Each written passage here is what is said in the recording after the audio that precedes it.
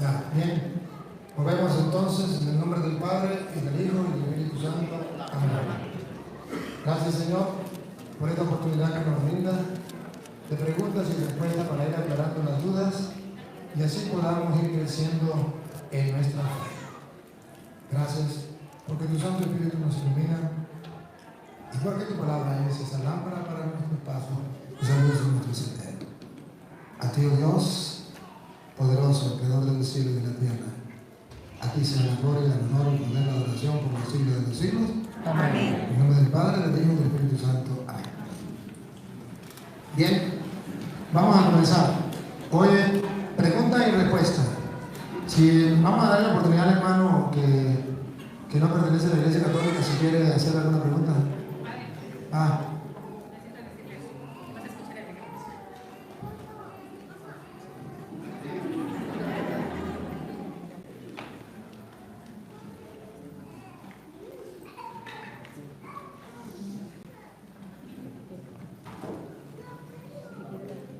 Bueno, sí. Pero ahí había otro hermano que no era de la Iglesia Católica. ¿Quién es? ¿El otro hermano que no era de la Iglesia Católica? ¿Sí? ¿Quiere hacer alguna pregunta o solo quiere escuchar? Escuchar. Está bien. ¿Quién quiere hacer la pregunta? Venga, acérquense.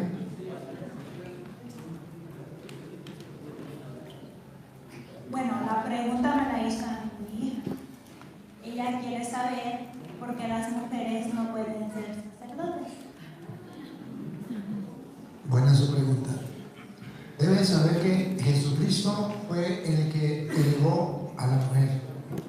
Hasta que llegó Jesucristo, la mujer era un cero. Para poder tener valor, tenía que estar al lado de un hombre. Como el cero, para tener valor, tiene que estar al lado del 1, del 2, del 3, de alguien. Pero el solo no sirve para nada. Así era la mujer. Era considerada un objeto, era considerada un animal. Se consideraba incluso que la mujer, algunos consideraban que la mujer no tenía nada. Cuando viene Cristo, Cristo le da realce a la mujer, al punto que San Pablo en Gálatas capítulo 3, versículo 28, San Pablo viene a decir que ya con Cristo ya no hay diferencia entre hombre y mujer. Vamos a ver cómo lo dice San Pablo en capítulo 3, Gálatas 3, 28. ¿Cómo dice San Pablo? Ya no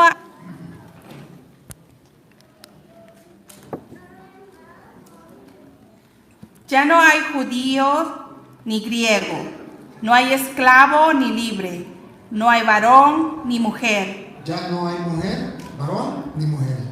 Sigan. Porque todos vosotros sois uno en Cristo Jesús. Cuando viene Cristo, ya eso se acabó. Cristo le dio el realce a la mujer. ¿Se acuerdan el problema que hubo cuando encontró la mujer a la samaritana en el pozo de Jacob? Se quedaron escandalizados hablando con una mujer. Él ya le dio valor a la mujer. De ahí en adelante la mujer agarra valor. Pues bien, si Cristo le dio el valor a la mujer, ¿por qué Él no la nombró sacerdote? O mejor, a la pregunta, ¿por qué la mujer no puede ser sacerdote? Porque Cristo no quiso que la mujer fuera sacerdote. No quiso. ¿Y dónde dice precisamente que no quiso? Porque la Biblia en San Marcos capítulo 3, versículo 13, viene a decir que efectivamente Cristo, cuando eligió a sus apóstoles, no quiso meter mujeres. ¿Por qué?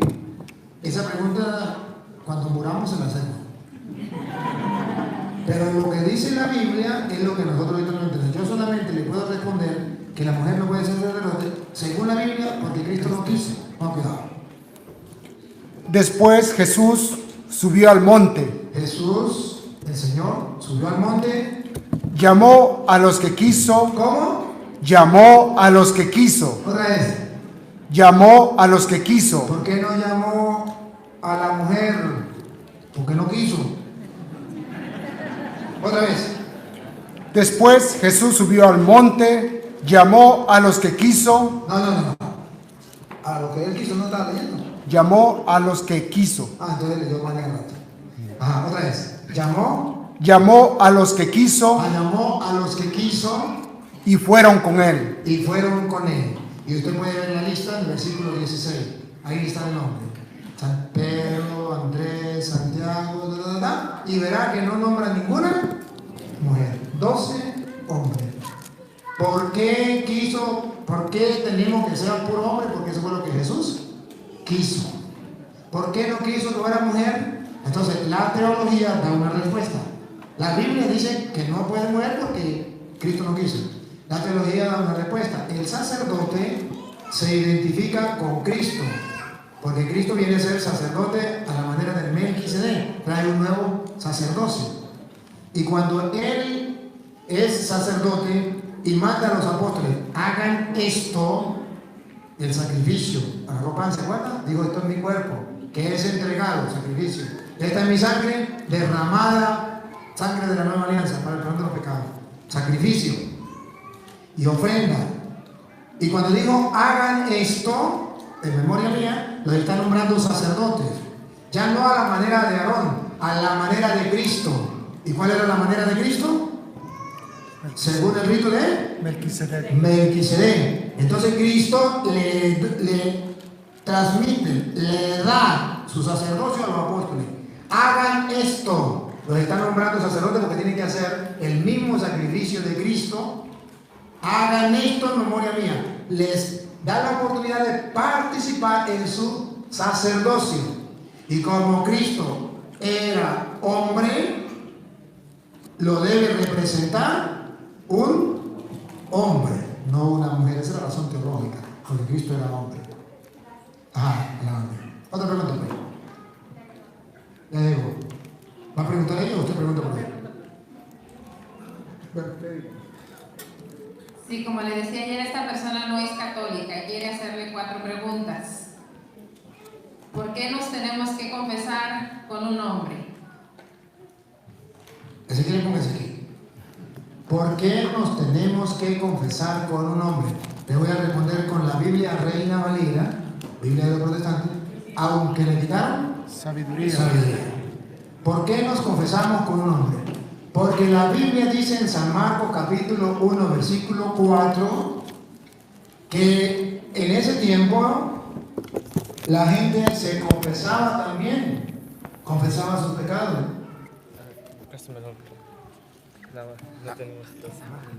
No, así no, así no. Agarra aquí y le abre aquí. Eso.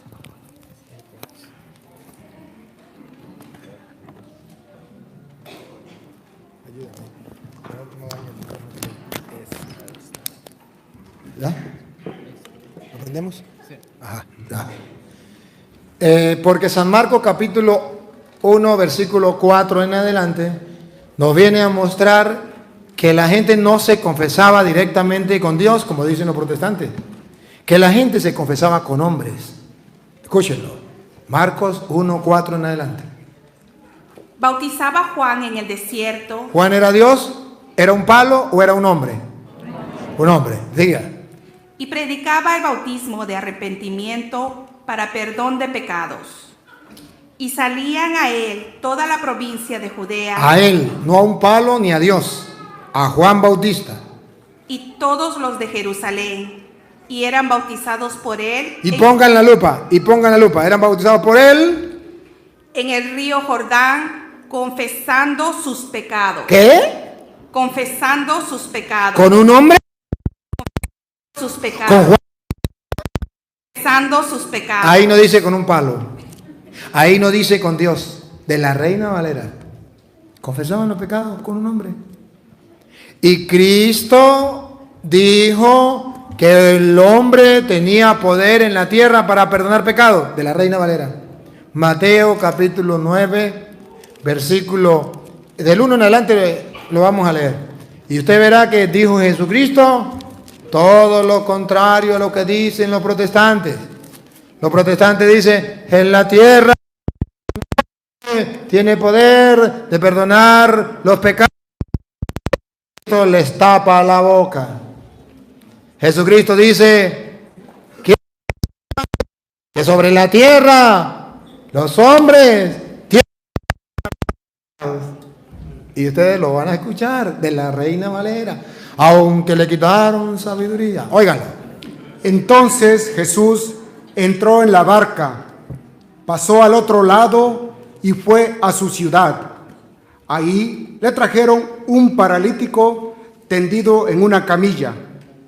Al ver Jesús la fe de ellos, dijo al paralítico: ¿Qué le dijo al paralítico? Pongan la lupa, háganle zoom, dale. Ánimo, hijo, tus pecados te son perdonados. Aquí nos encontramos a Jesús perdonando los pecados a un paralítico que se lo llevaron no para que le perdonara los pecados, se lo llevaron para que lo sanara. Pero él va a demostrar que a él le importa más la salud del alma que la salud del cuerpo. Siga. Entonces algunos escribas pensaron dentro de sí: Los escribas estaban haciendo el papel de los protestantes que pensaban dentro de sí: este blasfema. este blasfema. ¿Quién puede perdonar los pecados? Solamente Dios, un hombre no. Y miren la respuesta que da Jesús. Los protestantes dicen: sobre la tierra ningún hombre tiene poder para perdonar pecados. Pongan la lupa a lo que dice Cristo. Conociendo Jesús sus pensamientos, dijo: ¿por qué pensáis mal en vuestros corazones? Ahí viene. ¿Qué es más fácil decir: tus pecados te son perdonados, o levántate y anda? Ahora sí. La lupa, listo la lupa. Pues Ahí. para que sepáis. Otra vez. Pues para que sepáis. Eso se lo está diciendo a los protestantes. Otra vez. Pues para que sepáis. Los protestantes no lo saben, deben saberlo. Otra vez. Pues para que sepáis. Para que sepáis. ¿Qué es lo que tenían que saber? Que el Hijo del Hombre. Que el Hijo del Hombre tiene autoridad en la tierra de perdonar pecados. ¡Ay! Los protestantes dicen: en la tierra nadie tiene poder para perdonar pecados. Y dijo Jesús: pues para que sepa, en la tierra el Hijo del Hombre. ¿Por qué no dice el Hijo de Dios? ¿Por qué no dice yo? ¿Por qué no dice el Mesías? ¿Por qué dice el Hijo del Hombre? Para decir que los hombres... ¡Ah! Se está distorsionando la palabra de Dios, porque ahí no dice los hombres, ahí dice el hombre en singular. Está bien, ahí dice el hombre en singular. ¿Quiere que se lo muestre en plural? Me gusta escudriñar las escrituras, me gusta poner la lupa. Ahí dice: sepa, como dice el Hijo, los protestantes dicen: solo Jesús tiene poder en la tierra para perdonar pecados. Pero entonces le voy a mostrar que no solo Jesús, que los hombres perdonan pecados. Jesús sana al paralítico y el versículo 8 dice, cuando Jesús sana al paralítico, para que vean que el hombre tiene poder para perdonar pecados, escúchenlo. Al verlo, la gente se llenó de asombro. Escuche, la gente se llenó de asombro. ¿Qué fue lo que vio? Que le había perdonado los pecados. ¿Qué fue lo que vio? Que el paralítico se levantó. Las dos cosas. Pero la gente, ¿otra vez? Al verlo, la gente se llenó de asombro. Ajá. Y glorificando a Dios. ¿Por qué? Pongan la lupa, ¿por qué lo glorificó? Que había dado tal poder. Porque había dado tal poder. ¿Que por qué lo glorificó? Que había dado tal poder. Estamos hablando. Sepan que el Hijo del Hombre tiene poder para perdonar pecados. La gente al ver eso, alabó a Dios otra vez. Al verlo, la gente se llenó de asombro y glorificando a Dios que había dado tal poder. El poder. Los pecados. Vamos a ver, pónganle la lupa, respiren profundo a poner lupa. ¿A quién le dio el poder de perdonar los pecados? Dale. A los hombres. ¿Ah? A los hombres. Plural, otra vez. A los hombres. Plural. Pongan la lupa. Jesús le dio el poder de perdonar los pecados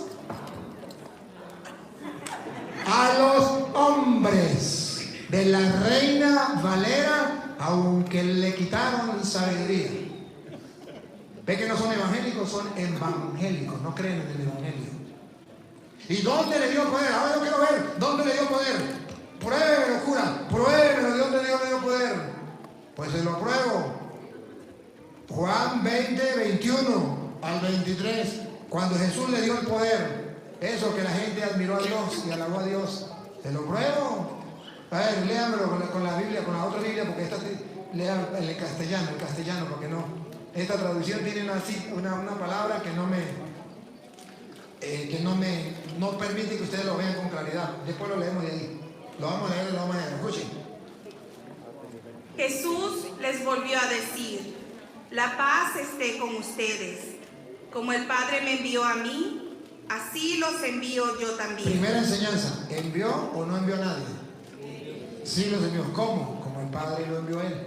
¿Cómo lo envió el Padre a él? El Hijo del Hombre tiene poder en la tierra para perdonar pecado. Así lo envió el Padre. Como el Padre me envió a mí, yo los envío a ustedes. Y ahora capten que es a perdonar pecado. Versículo 23, escúchenlo. A quienes descarguen de sus pecados. A quienes descarguen de sus pecados. A quienes descarguen de sus pecados. Serán liberados. Serán liberados. Y a quienes se los retengan, les serán retenidos. Sepan que en la tierra el Hijo del Hombre, o sea, los hombres, tienen poder para perdonar pecados. ¿Quién se lo dio? Jesús. Como el Padre me envió a mí, yo los envío a ustedes. A quienes le perdonen los pecados le quedarán perdonados. A quienes no se los perdonen le quedarán sin perdonar. Y ahora, ¿qué dice Hechos 19, 18? ¿Quiénes son los que confiesan sus pecados? Solo los creyentes. De la Reina Valera. Hechos 19, 18. ¿Quiénes son los que confiesan sus pecados? Los creyentes. Los que no son creyentes, no. Escuchen.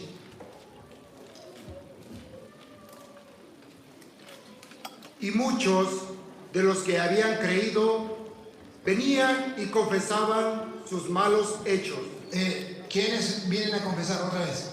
Y muchos de los que habían creído. Subrayen. ¿Quiénes son los que van a confesar los pecados? Los que han creído. Repítalo. Y muchos de los que habían creído venían y confesaban sus malos hechos. ¿Por qué los protestantes no vienen a confesar sus malos hechos? Porque no han creído. Porque un fulano pastor le dijo que eso era mentira, que se confesaran con la pata de un palo o directamente con Dios. Cuando Proverbios capítulo 28 versículo 13 de la Reina Valera, aunque le quitaron sabiduría, dice que el que confiese sus pecados, los católicos confiesan sus pecados, y los protestantes que no los confiesen, aquí está claro los dos. ¿Cómo queda? El que encubre sus pecados. El protestante que no confiesa sus pecados, lo encubre como el gato que hace pupú y tapa.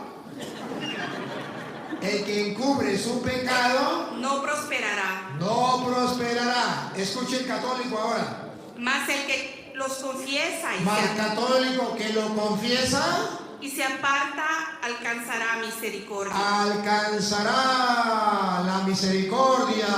Ahora comprenden por qué el diablo no le permite a los evangélicos confesarse, para que no adquieran misericordia. Yo, sacerdote, he tenido que confesar muchos protestantes a la hora de su muerte. Muchos pastores y pastoras y ovejas he tenido que confesarlo.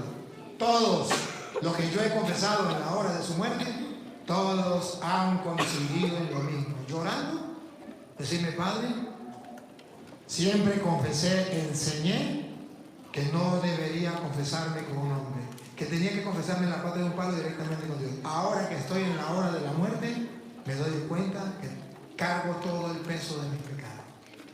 Muchos se han tirado de rodillas: Padre, por favor, confiesen. estando enfermo, estando en cama, moribundo. Y he tenido que confesarlo, le doy las soluciones y mueren en paz. Mueren ahí mismo. Todos los protestantes, todos, y protestante que me escucha, el día de su muerte va a recordar a este cura. No dejará de recordarlo. Lo va a recordar. El día de su muerte, todo protestante, todo que no haya querido confesarse, va a sentir el peso de sus pecados. Reto a los protestantes. Pregúntele a un familiar suyo que se esté muriendo, que sea protestante, solo por probar lo que dice el cura. Cuando se esté muriendo, pregúntele que si quiere que le lleve el cura o no. Para que vea que le va a decir que sí. ¿Y sabe qué va a decir usted? No le traemos el cura porque ese viene de Satanás. Vamos a traer el pastor para que haga oración. Y no le permite que le lleve el cura. Y usted mismo, cuando se esté muriendo, se va a acordar de mí. Y cuando usted le diga a su familiar, tráigame el cura, le va a decir no. El diablo lo está atormentando. Va a buscar el pastor y no le va a permitir que reciba la misericordia de Dios. Reciba otra vez Proverbios de la Reina Valera, aunque le quitaron sabiduría. 28:13. El que encubre sus pecados no prosperará, El protestante que no confiesa sus pecados no prosperará espiritualmente. mas el que los confiesa Mal que lo confiesa y se aparta y se aparta, alcanzará misericordia. alcanzará misericordia. Y eso lo sabe Satanás. Y por eso le prohíbe a los protestantes confesarse. Pruebas tengo, capítulos y versículos. Que venga un pastor evangélico y me diga lo contrario. ¿Por qué no lo hace? Me puede maldecir, me puede insultar, me puede decir todo lo que quiera, pero no me puede mostrar que tiene que confesar directamente con Dios en la parte del palo. Eso es mandato de Satanás. Cuando usted escucha a un protestante decir yo me confieso directamente con Dios en la parte de un palo, ríasele en la cara y diga palabra de Satanás. Ríasele. Abran los ojos, véanlo, capítulo y versículo.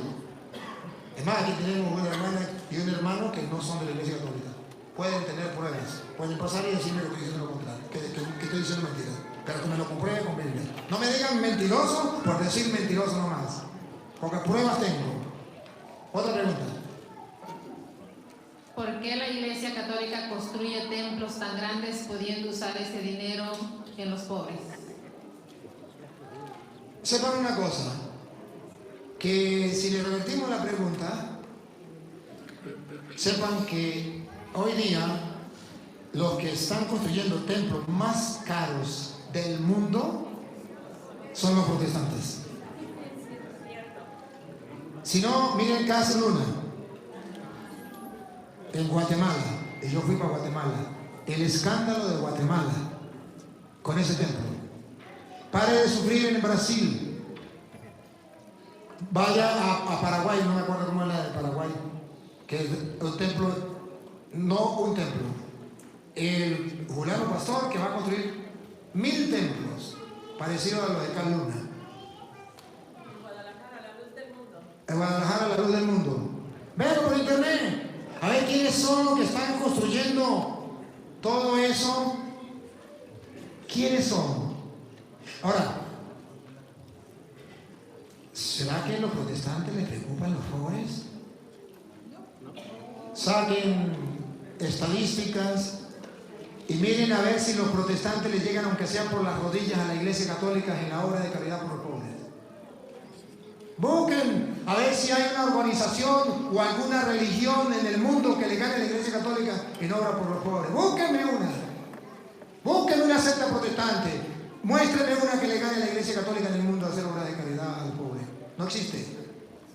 Nos damos el lujo en el mundo entero de ser los primeros en ayudar a los pobres. ¿O cuándo lo hacen los protestantes? Sepa que la Iglesia Católica cumple lo que dice Cristo. Que tu mano derecha o tu mano izquierda, yo no me acuerdo, yo no estaba cuando eso. Pero dice que tu mano izquierda no sé por lo que es de la derecha o al revés. No. O sea, que nadie se dé cuenta de lo que usted hace. Y los protestantes lo gritan. No, así no es. Nosotros ayudamos a los pobres y tratamos. Ahorita en Venezuela. Ahorita en Venezuela hay una familia adventista que se está convirtiendo en la iglesia. ¿Por qué?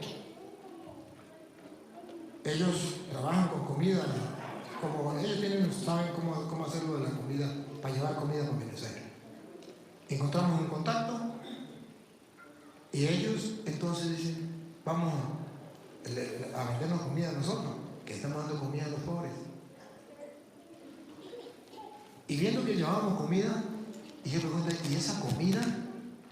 Y alguien le dice, no, es que están dándole comida a los pobres. ¿Comida a los pobres?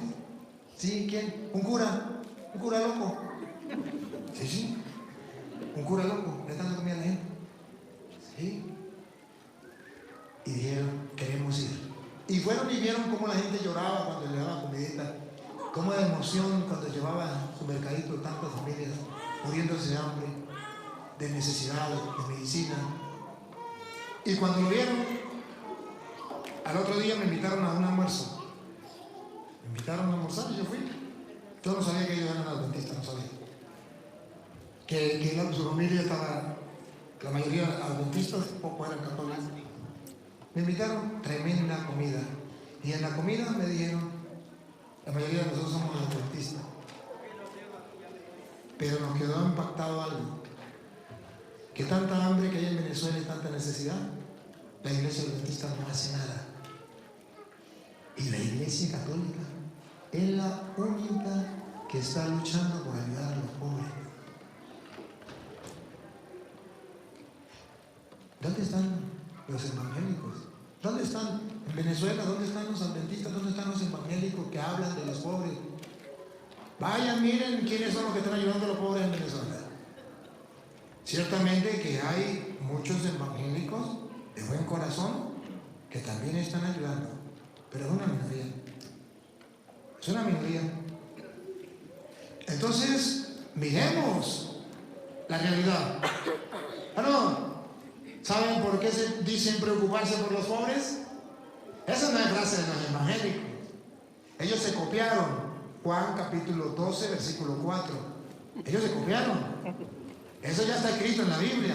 Alguien dijo, deberían preocuparse por los pobres. Tanto derroche de dinero. ¿Por qué no se preocupan por los pobres? Vamos a ver quién lo dijo. De la Reina Valera, por favor, aunque le quitaron sabiduría. Uno de sus discípulos. Sí, son discípulos, son evangélicos. Uno de sus discípulos, Judas Iscariote. Los Judas, Hijo de Simón, el que lo iba a entregar, dijo, vamos a ver, ¿qué dijo? Lo que repiten los protestantes. ¿por qué no se vendió ese perfume por 300 denarios para ayudar a los pobres? Miren los Judas, se preocupan de los pobres. ¿Por qué no se vende eso para darle a los pobres? Y escuchen lo que dice la Biblia. Dijo esto No porque se interesaba por los pobres. A los protestantes no les importa un comino los pobres. Esos blancos pastores están robando a los pobres. ¿Quiénes son los que mantienen a los pastores? Los pobres. Le están robando el diezmo. Los están haciendo cada día más pobres. A ellos no les importa a los pobres. Cóbrenle el diezmo a los ricos, pues. No se lo cobre a los pobres. Dejen, al contrario, diga el pastor, hoy le toca a la familia, a la familia de Adán. ¿Saben cuál es la familia de Adán? Pérez serás. A la familia de Adán, Pérez, recibir el diezmo. ¿Por qué no lo hacen? ¿Por qué siempre lo tienen que recibir el mismo, para el bolsillo, para comprar carros, aviones, para comprar todo eso? ¿Y por qué los pobres qué? ¿No le importa a los pobres? Si los pastores evangélicos le importaran a los pobres, agarrarían el diezmo y harían lo que hacían las primeras comunidades cristianas. Vamos a darle la plata, vamos a repartírsela con los pobres. Díganme qué pastor lo hace. No es que le importen los pobres. ¿Por qué lo decía? Repítalo, no. Dijo esto no porque se interesaba por los pobres, sino porque era ladrón. Porque era ladrón. A los ladrones les gusta meter en la boca a los pobres. Mire el comunismo.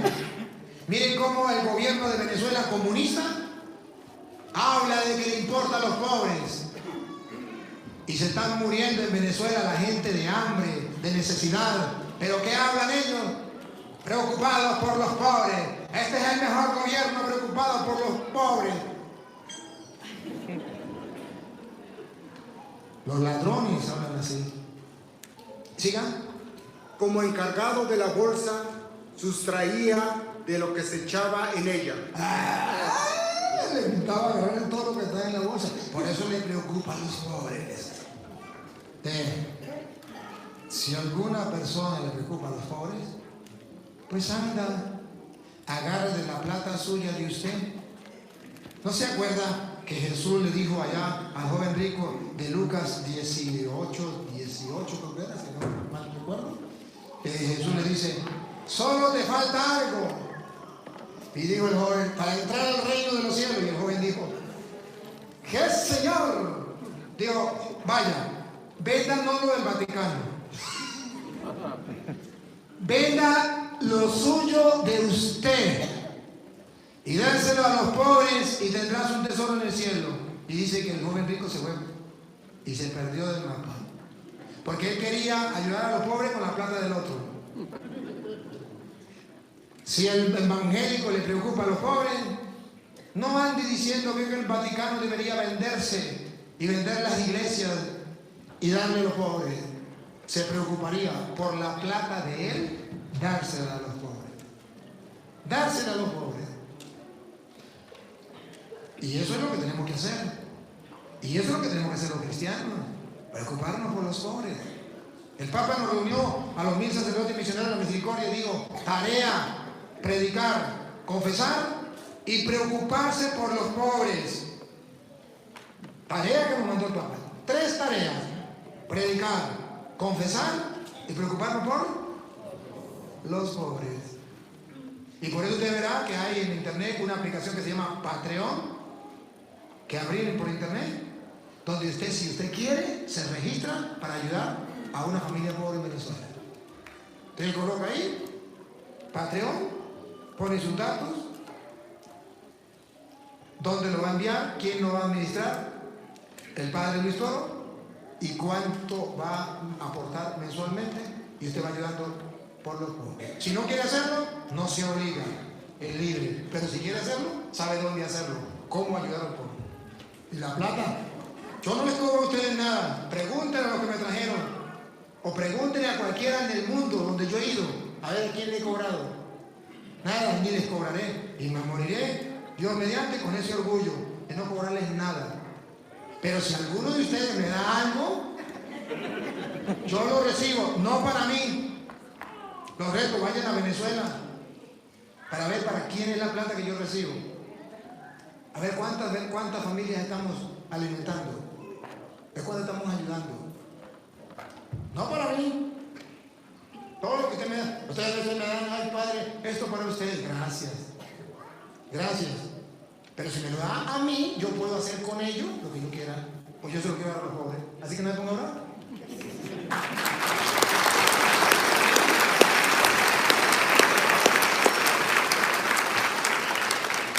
Yo les agradezco mucho cuando ustedes, por ejemplo, me dicen, Padre, mire, estoy entrenando. ¿Sí? Y digo, gracias, Dios les pague. Pero yo llego a Venezuela y me dice, ay Padre, qué bonito esa camisa. Tómela. Ay Padre, qué bonito esa sandalia. Tómelas. Y ustedes pues, Padre, lo que le regalé, ay, ¿me lo regaló o no? Sí, ya se me lo regaló.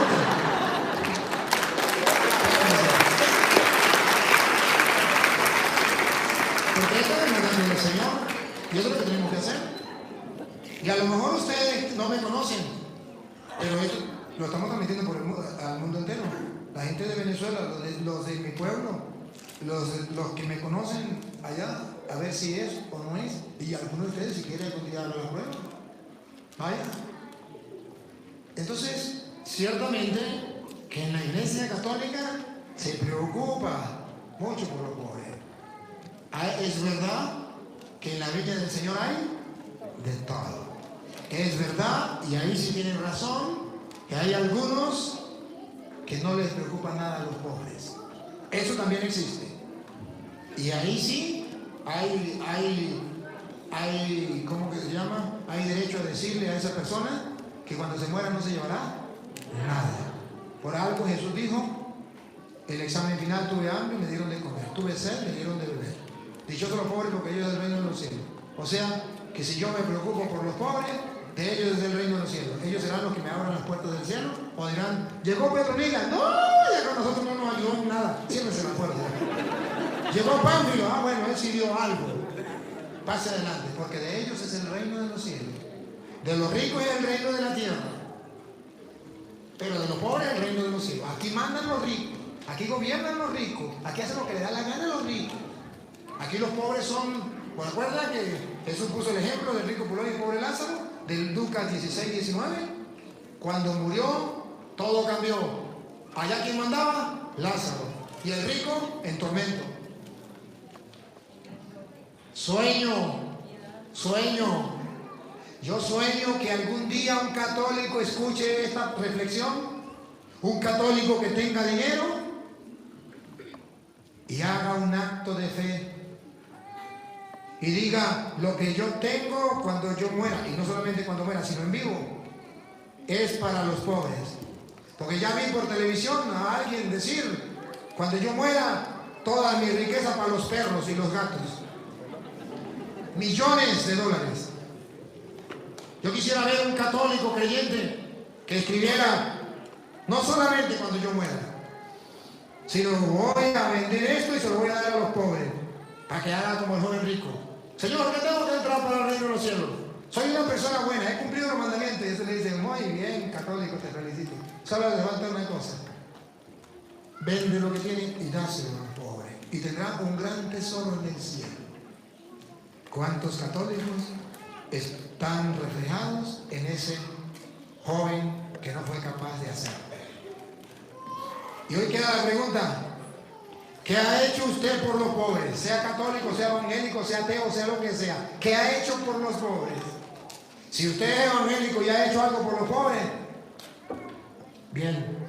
Pero sepan ustedes, evangélicos, que ustedes a los pobres no ayudan nada. Ustedes ayudan es al pastor.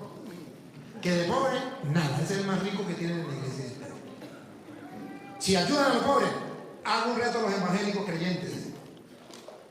¿Usted está convencido que tiene que dar el diezmo? Ánimo, siga dando el diezmo, pero ahora cambie, déselo a los pobres y tendrá un gran tesoro en el cielo. ¿De acuerdo al joven rico? Solo te falta algo, protestante. Vende lo que tiene y no dice dáselo al pastor.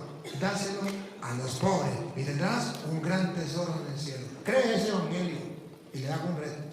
Y católicos también, eso es para todos. Eso se llama atesoren tesoros en el cielo donde nadie se lo puede quitar. Otra pregunta. ¿Por qué tenemos santos? ¿Por qué tenemos santos? Tenemos santos porque la Biblia nos habla de los santos. En primer lugar, Primera de Pedro, capítulo 1, versículo 14, la Biblia nos dice que Dios nos dio una vocación especial. Una vocación especial. Y les respondo por qué tenemos santos, porque esa es la vocación. Escúchela, de la Reina Valera, aunque le quitaron sabiduría. Como hijos obedientes. Pero obedientes, paren la oreja. Hay que ser obedientes. Siga. No os conforméis a los deseos que antes teníais estando en vuestra ignorancia. Cuando estaban en la ignorancia, siga. Sino como aquel que os llamó es santo. Como aquel que los llamó es santo. Sed también vosotros santos. ¿Ah? Sed también vosotros santos. ¿Ah? Sed también vosotros santos. ¿Por qué existen los santos? Porque aquel... ¿Cómo es? Porque así como os llamó, ¿cómo es? Como hijos obedientes, no os conforméis a los deseos que antes teníais estando en vuestra ignorancia, sino como aquel que os llamó ahí es santo. Ahí, como aquel, mira. Como aquel que os llamó es santo, sed también vosotros santos en toda vuestra manera de vivir. Siga. Porque escrito está. Escuchen por qué protestantes tenemos santos en la iglesia. Porque escrito está. Sed santos, porque yo soy santo. ¿Quieren más? ¿Quieren más? Pues si quieren más, les voy a dar más. Pablo dice en Efesios capítulo, pero el único que puede llamar santo a una persona es Dios. Pablo en Efesios capítulo 1, versículo 1. Y no solamente en Efesios, busquen las más cartas. Yo le nombro Efesios, usted puede buscar otras. Pablo en todas, casi todas, pues para no exagerar. Pablo habla de los santos. Escuchen, Efesios capítulo 1, versículo 1 en adelante. Pablo, apóstol de Jesucristo, por la voluntad de Dios, a los santos. ¿A quién? A los santos. ¿Cómo Pablo se atreve a nombrar santo a una persona? Solo Dios puede nombrar santo. Repita. Pablo, apóstol de Jesucristo, por la voluntad de Dios, a los santos y fieles en Cristo Jesús. A los santos y fieles en Cristo Jesús. A los santos. Entonces, Pablo dice que sí hay santo. Esto no lo saben los protestantes porque ningún pastor evangélico le va a mostrar a un protestante que la llamada a nosotros no es de ser evangélico. La llamada a nosotros es de ser santos. Que a eso nos ha llamado Dios. Y que dentro de la iglesia Dios nos quiere santos y dentro de la iglesia hay santos. Y cuando la gran prostituta destruía a la iglesia, estaba matando a los santos. A ver, allá en Apocalipsis capítulo 17, a ver si es el versículo, ojalá sea el versículo 6, por ahí. Si no es el 6, es el 5. Lea el 5, Vi a la mujer sí, ebria. ahí la fe. Vi a la mujer ebria De la sangre de los santos. ¿Ah? De la sangre de los santos. ¿Qué? De la sangre de los santos. ¿Cómo un protestante se atreve a decir que no existen santos? No han leído la Biblia. Y la Reina Valera, aunque le quitaron sabiduría. ¿Se dan cuenta que ellos no tienen argumentos? Ellos repiten como loro lo que dice el pastor, pero no lo que dice la Biblia. La prostituta, la gran Babilonia, se embriagaba con la sangre de los santos. Y la única iglesia que tiene santos, la católica.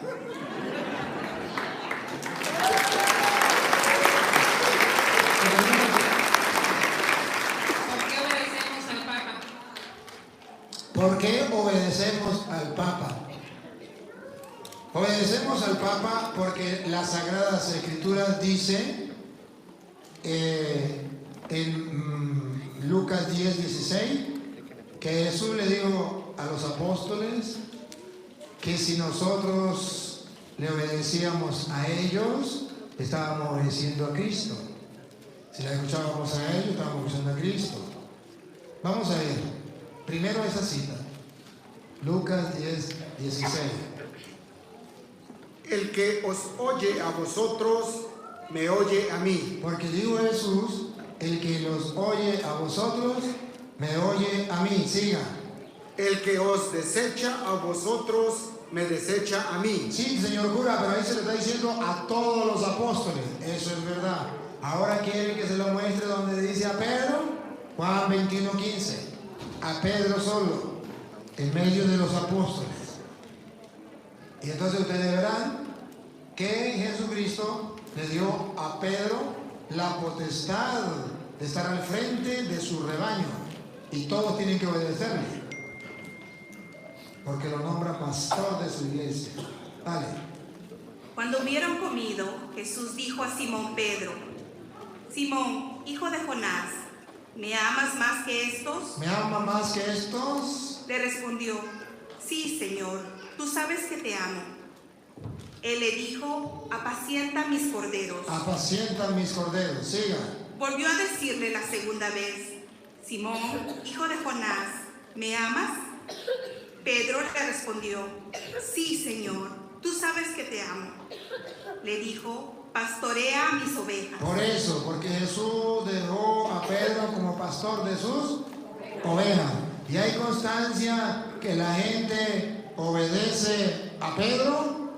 El Hechos capítulo 10, versículo 47. Pedro manda y los miembros de la iglesia obedecen. Pedro va a incluir a la iglesia, a los paganos, y da órdenes, y la iglesia obedece. Entonces Pedro ¿Quién? respondió. ¿Quién? Entonces Pedro respondió: ¿puede alguno negar el agua para que no sean bautizados estos que han recibido al Espíritu Santo igual que nosotros? Y escuchen lo que viene. ¿Por qué hay que obedecer a Pedro? Porque la Biblia dice que Pedro manda y tienen que obedecer. Dale. Y mandó. ¿Y qué? Y mandó. ¿Y qué? Y mandó. Y mandó. Que fueran bautizados en el nombre del Señor Jesús. Y ustedes verán que fueron bautizados como Pedro mandó. ¿Por qué no mandó Juan? ¿Por qué no mandó Santiago? ¿Por qué tuvo que ser Pedro? Porque Jesucristo lo nombró como jefe. Él. Y si usted quiere ver cómo Pedro manda en toda la iglesia, los 15 primeros capítulos de los Hechos de los Apóstoles, tarea para la casa, busque donde habla de Pedro y verá que Pedro está gobernando y mandando en la iglesia. Los 15 primeros capítulos. Y por eso nosotros obedecemos al Papa. A la orden. Muchas gracias, Padre. Tengo muchas preguntas, pero les voy a dar chance a los hermanos, si sobra tiempo, se las hago. Pero una que me interesa mucho es, ¿cuál es la diferencia de una misa de sanación y una misa regular? Ya que muchos sacerdotes, incluso grupos de oración, hacen mucha propaganda a misas de oración. Y yo para mí creo que todas las misas son de sanación, pero no sé, quisiera que usted nos explicara cuál es la diferencia. Gracias. Todas las misas son de sanación, solamente que hay personas que no creen. Cuando van a la misa van dormidos, van a hablar, van a hacer, y entonces la misa no les sirve de nada. Pero todas las misas son de sanación. Si ustedes miran, por ejemplo, lo que dice Pablo, 1 Corintios capítulo 11, versículos del 23 al 31, y lo lee, solamente le hacemos hincapié en algo, veremos cómo están Pablo llamando a celebrar la Eucaristía y cómo es toda la misa es de sanación. Dale. Corintios 11. 1 Corintios 11, 23 en adelante. Yo recibí del Señor lo que también os enseñé. Yo recibí del Señor lo que también os enseñé, que el Señor Jesús, la noche que fue entregado, tomó pan y después de dar gracias, lo partió y dijo: tomad, comed, esto es mi cuerpo, que por vosotros es partido. Haced esto en memoria de mí. Ahí está la Eucaristía, siga. De igual modo, después de haber tomado, tomó la copa y dijo: esta copa es el nuevo pacto en mi sangre. Cada vez que la bebáis, bebedla en memoria de mí. Hizo un pacto y hay que hacerlo siempre. Siga. Porque cada vez que comáis este pan, Ese pacto hay que repetirlo. Siga. y bebáis esta copa, la muerte del Señor anunciáis hasta que venga. Hay que asumir ese pacto. Ahora escuchen lo que sigue. Por eso, cualquiera que coma este pan y beba esta copa del Señor indignamente, será culpado del cuerpo y de la sangre del Señor. Primero dice que el que no valore, el que lo coma indignamente, peca contra el cuerpo del Señor, la sangre de Cristo. Siga. Por tanto, pruébese cada uno a sí mismo y así coma de aquel pan y beba de aquella copa. Porque el que come y bebe indignamente, sin discernir el cuerpo del Señor, come y bebe juicio para sí. Cuando lo come sin saber que es el cuerpo de Cristo, come juicio para sí, pero no solamente juicio para sí. Oigan, cuando la misa no es de sanación, cuando la persona no está concentrada, cuando no lo cree, pongan cuidado, dale. Por eso hay muchos enfermos. No es de sanación cuando usted no está centrado en lo que está viviendo y no lo cree. Por eso hay muchos enfermos y debilitados, otros debilitados, entre vosotros, y algunos han muerto. y unos hasta han muerto. De modo que la Eucaristía es de sanación para el que cree. Toda Eucaristía de sanación. Es un error teológico decir, me voy por una misa de sanación. Es un error teológico, tiene que corregir. Si quiere, diga, voy a una misa donde vamos a orar por los enfermos. Eso es otra cosa. Pero corríjanlo. Teológicamente eso es malo. Está en contra de la doctrina de la Iglesia y la doctrina bíblica. Toda misa es de sanación. Si usted cree que ahí está Cristo y lo recibe con fe, usted recibe sanación. Ahora, ¿cuál es la diferencia? La diferencia está en que el sacerdote, cuando celebra una misa por los enfermos, le va haciendo brotar la fe a la gente, le va haciendo creer a la gente, le va predicando que Dios tiene poder y que crean en ese poder, y entonces la gente va creyendo y celebra la misa con fe, y entonces sucede la sanación. No quiere decir que las otras misas no sean de sanación. Lo que quiere decir que en las otras misas el cura la celebra corriendo y la gente mandando mensajes o llamando por teléfono. ¿Me captaron la idea? Bueno. Padre, buenas noches. Esta pregunta es referente a la doctrina que dio ahorita, y está en la carta de San Pablo a Tito, capítulo 3, versículo 10. Dice: al sectario, después de 2 avisos, evítalo. Sabes que aquí la palabra es evítalo. Usted sabe que internamente en la iglesia hay muchos problemas, como lo que dijo hace ratito. Aquí evítalo, ¿a qué se refiere? Es de que si algún hermano de la iglesia está haciendo división en la misma iglesia por inconsciente o porque quiere hacer su grupo él solamente, ¿qué significa evítalo? ¿Es pasar junto de él y no saludarlo? ¿O no hacerle caso, no estar cerca de él? Ahí mismo dice, después de que le haga unas 2 correcciones, o no sé cuántas correcciones, después que le haga la corrección, si no le hace caso, evítalo. Evítalo significa que no tenga que yo apoyarlo en lo que está haciendo. Eso significa evítalo. Apoyarlo en lo que está haciendo. Que él está haciendo otra cosa, yo no quiero meterme en eso que él está haciendo, porque está llevando a la división. Y eso no es correcto. Yo no puedo apoyar a esa persona. No quiere decir que no lo voy a saludar, tengo que saludarlo. No quiere decir que no pueda compartir con él, tengo que compartir con él. Sopórtense los unos a los otros por amor a Cristo. Pero hay que evitarlo. Yo no voy a estar apoyándolo a él para que siga con la división. Y mucho menos diciéndole, está bien, siga adelante, hágalo. No. Tengo que saber que esta persona está en el error y ya no quiero que él me contamine a mí de lo mismo.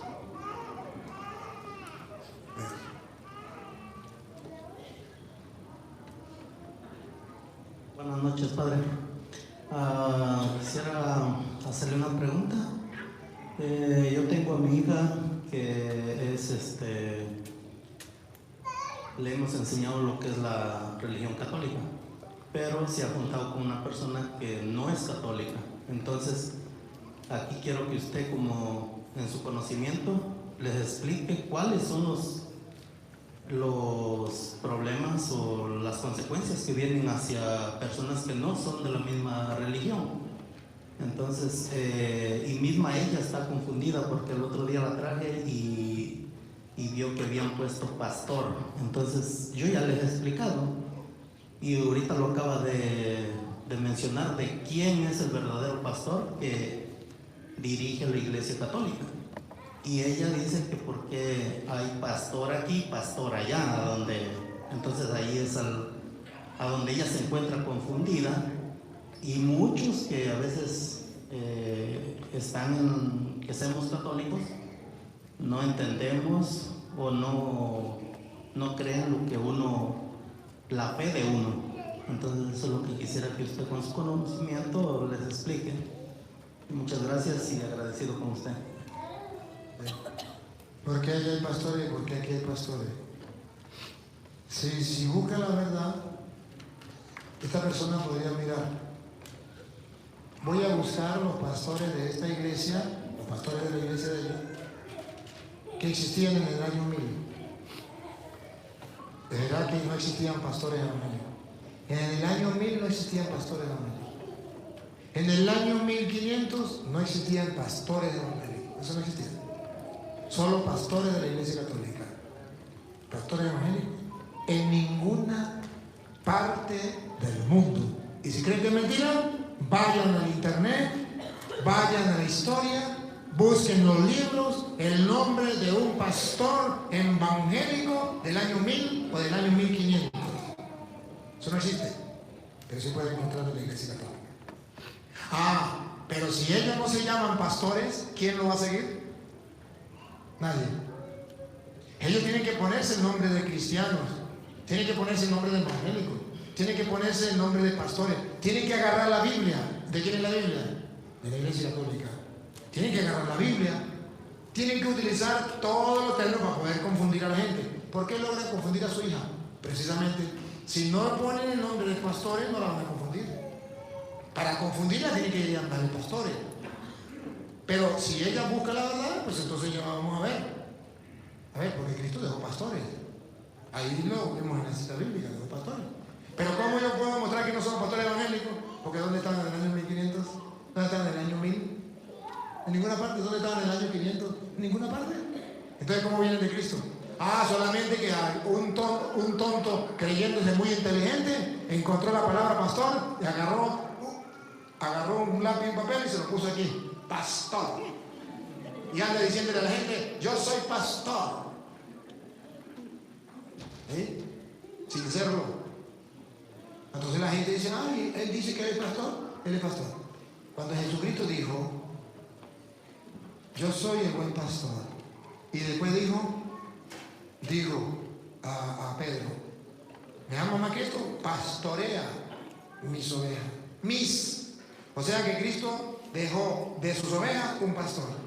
Pero eso no quiere decir que no haya más pastores. Hay otros pastores, pero no son del rebaño de Cristo. Pastorean otras ovejas, pero que no es el rebaño de Cristo. Ahora, ¿qué problema cuando es católico y se casa con un protestante? Grande el problema. Grande. Están divididos. Y dice la Biblia, un reino dividido no puede subsistir. Un hogar dividido no puede subsistir. Comienza el problema. Me quiero casar. ¿Por dónde me caso? Me caso haciendo una obra de teatro, como cuando éramos niños, que jugábamos a papá y a la mamá, y el otro decía, venga, los caso, y agarraban de la mano, y los declaro marido y mujer, y dicen un besito, que están casados. Así hacen los evangélicos. Hoy es un borracho, es un drogadicto, está en la cárcel, se metió en la cárcel, lo llevaron a la cárcel por su sinvergüenza y todo, está en la cárcel. En la cárcel lo agarraron los evangélicos, lo pusieron a leer la Biblia, agarró la Biblia y ya es pastor.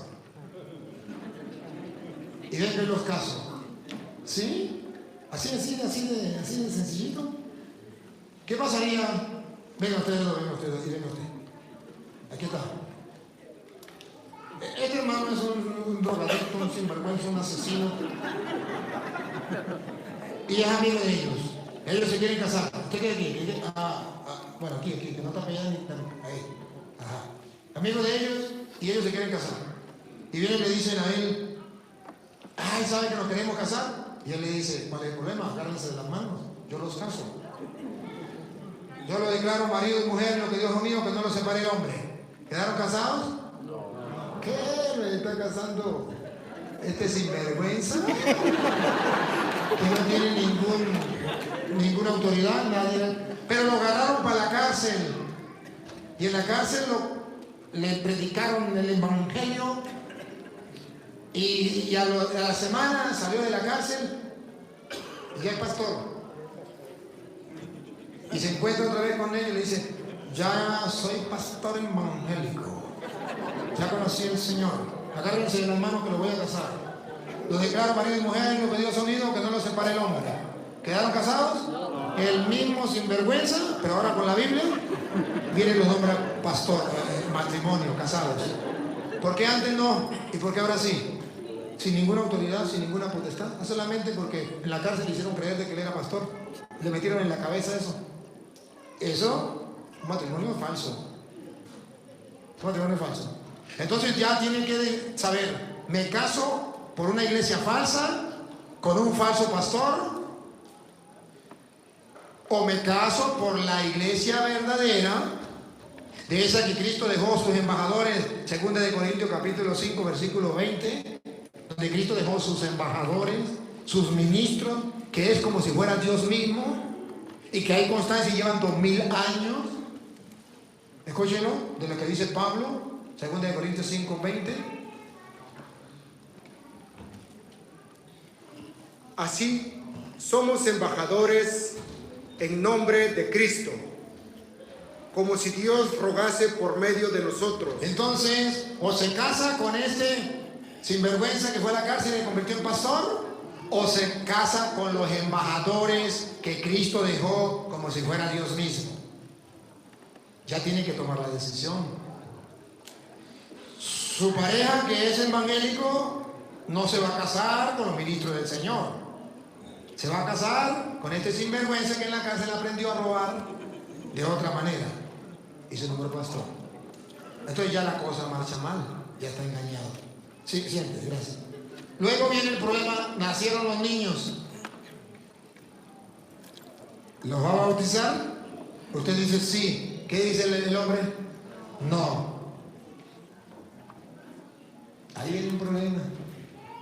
Van a estar divididos. Pero eso no es todo. Cuando el niño comenzó a crecer, usted le quiere hablar de María. ¿Y qué le va a decir su marido? De esa mona no me le hable a la niña. Usted quiere darle una cruz. Usted dice, no, esa es señal de muerte, esa es perdición. Usted quiere llevarla a la iglesia, a que haga la primera comunión. No, yo me la llevo al culto. ¿Qué va a hacer esa pobre niña? ¿Qué va a hacer ese pobre niño? Dios mío santo. ¿Qué va a pasar con su hogar? ¿Qué va a pasar con su vida? O usted renuncia a su fe y se va con una secta, o él se convierte y viene a la iglesia católica, la única iglesia de Cristo. Si me pide un consejo, evangélico, búsquese una pareja evangélica y los dos creen las mismas mentiras y van por el mismo camino sin problema. Porque si no, si se amarran y el uno jala para allá y el otro jala para acá, qué gran problema. Más bien, búsquese otro que esté por el mismo camino y se van por ahí los dos.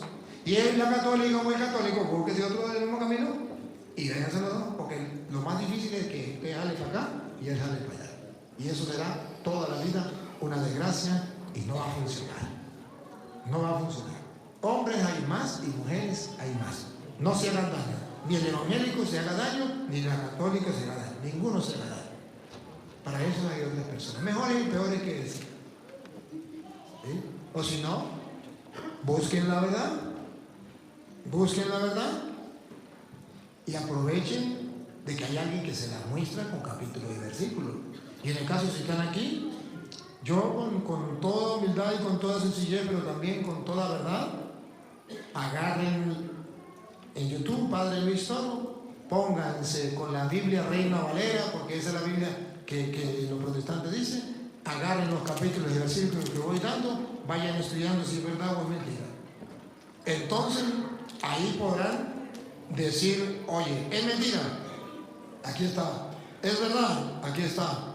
Pues vamos a unirnos por un solo camino. No podemos estar divididos. ¿Sí, no?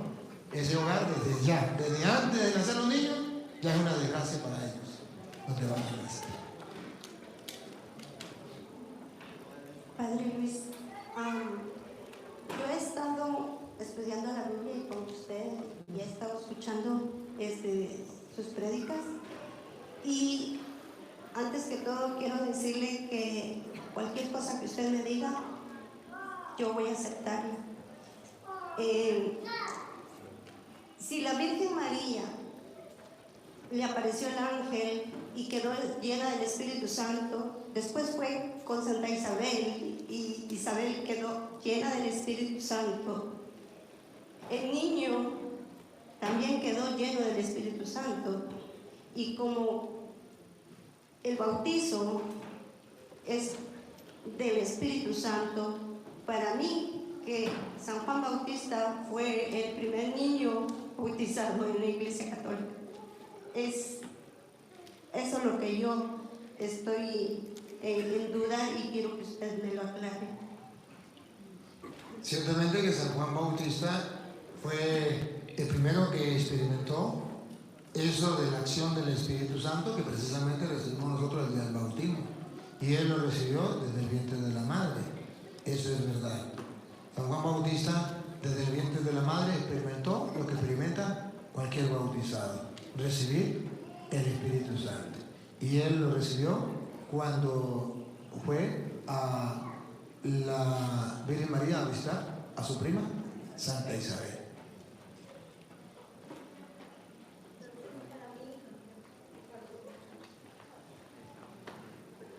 Entonces, para mí significaría que San Juan Bautista fue el primer bebé de la Iglesia Católica bautizado. Bautizado como tal no, porque él no recibió el bautismo. La experiencia que nosotros recibimos al ser bautizados, de recibir el Espíritu Santo, sí, pero él no fue bautizado como nosotros. Entonces no podemos decir que él fue bautizado como nosotros. De cierta manera experimentó la experiencia de nosotros, y en el Nuevo Testamento con Juan ya se comienza a experimentar en los niños la acción del Espíritu Santo, cosa que no en los protestantes, porque ahí está mostrando que un niño puede tener la experiencia del Espíritu Santo, y con el bautismo se recibe la experiencia del Espíritu Santo, y la puede recibir un niño también. Por eso la Biblia dice que es para nosotros y también para los hijos. Isabel la recibió, y también su hijo en el vientre recibió esa experiencia. Y claro está, esta experiencia de la Iglesia Católica, en cierta manera, San Juan la experimentó. Buenas noches, Padre. Mi pregunta es nada más que si se comete pecado cuando una persona está viviendo en unión libre y arrima a bautizar o a cualquier sacramento ser padrino. Es mi pregunta nada más. Hablemos en la parte material para entendernos. No se vayan. En la parte material, cuando usted va a hacer un negocio, un contrato, un pacto, usted busca un fiador. Usted va a una casa o a un negocio con algo, le piden un fiador. Y ese fiador debe tener bienes o dinero. Usted no puede ser fiador. Yo lo busco a usted por fiador, ayúdame. Ajá. Y llega y le pregunta al banco, bueno, vamos a este muchacho, le vamos a dar un préstamo, pero él no tiene ni a dónde caer muerto. Usted es el fiador, ¿qué tiene? Y usted le dice, no tengo nada. ¿Qué viene a fastidiar aquí? Aquí necesitamos un fiador, alguien que tenga. Porque este muchacho no tiene, pero necesitamos a alguien que tenga. Los padrinos son fiadores. Son fiadores. El niño no tiene. Y a lo mejor el papá y la mamá tampoco tienen. Entonces buscan un fiador. Y si buscan un fiador que tampoco tenga, quítese de ahí. Debe tener una experiencia espiritual. Debe tener un ejemplo de vida. Y el que está viviendo en concubinato o está viviendo sin ser casado, arrejuntado, no puede ser fiador. No puede ser garantía de fe, de experiencia, de vida cristiana para ese niño. Entonces quítese de ahí y yo lo bautizo, soy padrino. ¿Para qué? Si este no me sirve para nada. Yo necesito un padrino que haya vivido su fe, que la haya experimentado cumpliendo los mandatos de Dios, y así se me garantiza que este niño va a tener al menos el ejemplo. Si no lo tiene de papá y mamá, lo tiene de los padrinos. ¿Me cae todo bien? Pero sí comete pecado la persona que es padrino, aunque esté viviendo en el unión libre, sí o no es pecado. Pues está haciendo algo que no es correcto. No debería aceptar ser padrino porque no es un juego. Se está tomando el ser padrino como si fuera un juego, y cuando se toman las cosas de Dios como juego, sí es pecado. Eso es tomar las cosas de Dios como juego. A mí qué me importa. Yo vivo en adulterio, yo vivo en concubinato, yo soy homosexual y voy a ser padrino, aunque tenga viviendo con otro hombre, o una mujer viviendo con otra mujer, voy a ser padrino. ¿Qué padrino va a ser? Mejor no vaya. No, pero es que yo quiero ser padrino porque yo quiero darle la cadena o el vestido al niño. Pues denle el regalo y públicamente, cuando ya esté bautizado, diga, yo quiero darle esta cadena o que todo el mundo se dé cuenta, pero deje la tontería de estar queriendo usted aparentar lo que no es. Necesitamos fiadores, gente que le dé testimonio a esta persona. Y si usted viene a jugar con las cosas de Dios, está mal. 3 minutos, la última pregunta. En 3 minutos le respondo. Buenas noches, padre. Desde cuando estaba pequeña, mi madre me enseñó que el Papa es el Santo Padre. Entonces, yo crecí con eso, que el Papa es el Santo Padre para mí. Entonces, pero yo últimamente he escuchado que a los sacerdotes también les llaman Santo Padre. Entonces, ¿eso está correcto llamarse así? Levítico capítulo 21, versículo 8. Es correcto, se le puede decir también. Levítico capítulo 21, versículo 8.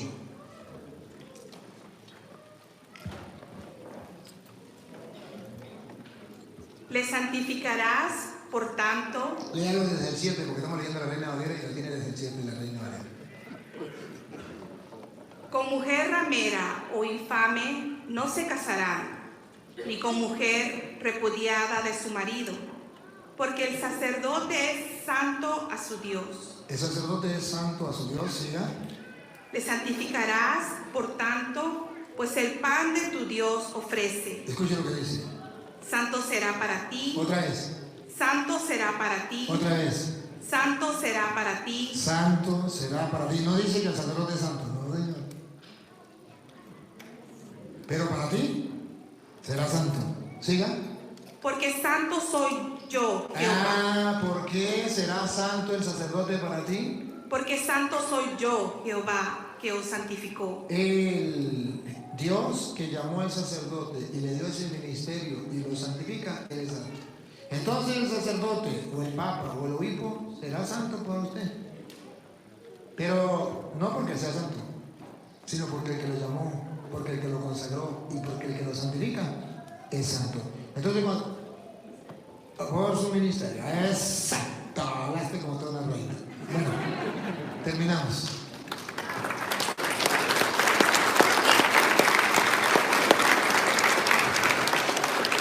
Padre omnipotente, muchas gracias por este compartir. Tú me has permitido venir tan lejos a compartir la palabra de Dios con esta comunidad. Hoy yo termino esta tarea, esta misión en esta comunidad. Gracias. Como ministro tuyo he sembrado la semilla del reino. Ahora la encomiendo a tu divina providencia, que la haga crecer y fructificar. Señor, que todos los que han escuchado tu palabra no sean esa tierra a lo largo del camino, ni entre arrojo, ni entre espino, sino que sean esa tierra fértil donde tu palabra crezca y germine y dé fruto de vida eterna. Te pido por los hermanos separados para que algún día crean en tu palabra, para que algún día vuelvan a tu iglesia y haya un solo rebaño bajo un solo pastor. Y a ti, oh Dios, que quiere que todos los hombres se salven y lleguen al conocimiento de la verdad, a ti sea la gloria, el honor, el poder, la adoración por los siglos de los siglos. Amén. El Señor esté con ustedes. La bendición del Dios Todopoderoso, Padre, Hijo y Espíritu Santo, descienda sobre ustedes y los acompañe para siempre. Amén.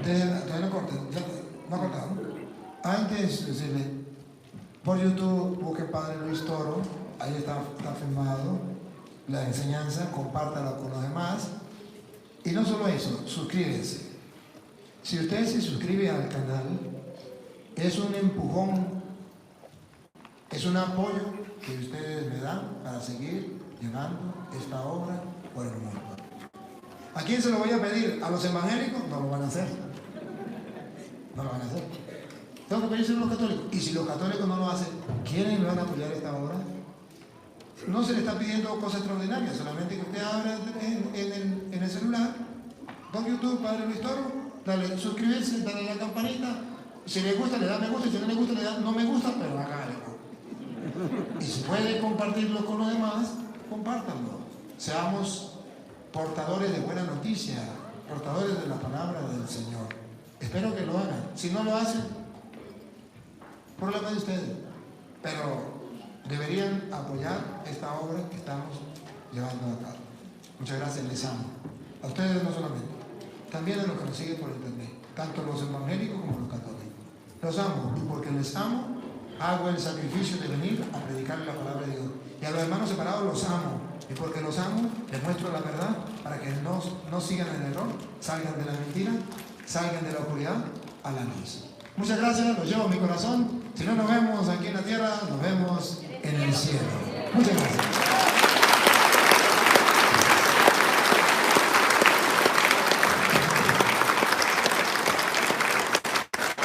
Dios, no puede que palmas al Señor con la vida del Padre Luis Toro.